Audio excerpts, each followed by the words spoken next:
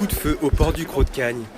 La vedette SNS 272 a reçu une alerte de la Marine nationale. Crossmed, SNS 272. Une équipe de 5 marins embarque sur le bateau Orange, direction Villeneuve-Loubet. Un voilier échoué sur la plage est à secourir. Dans cette station, ils sont une vingtaine de marins volontaires en alerte 24 heures sur 24, tous les jours de l'année. La plupart sont salariés, mais comme Magali, c'est en passionnés de la mer qu'ils ont décidé de devenir sauveteurs volontaires.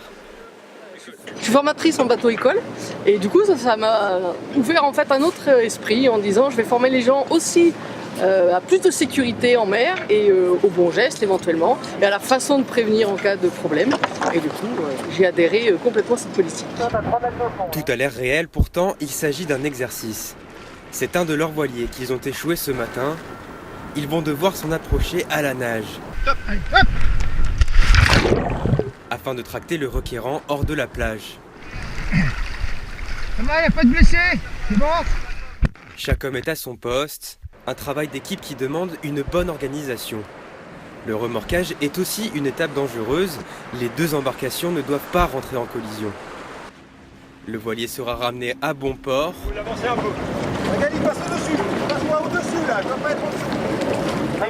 Des entraînements comme celui-ci, l'équipage en effectue un par semaine. L'engagement demandé est total.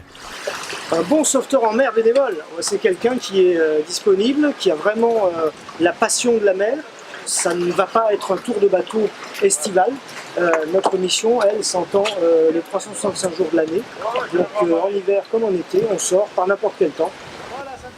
Une formation d'1 an est nécessaire afin d'intégrer l'équipage et participer aux interventions.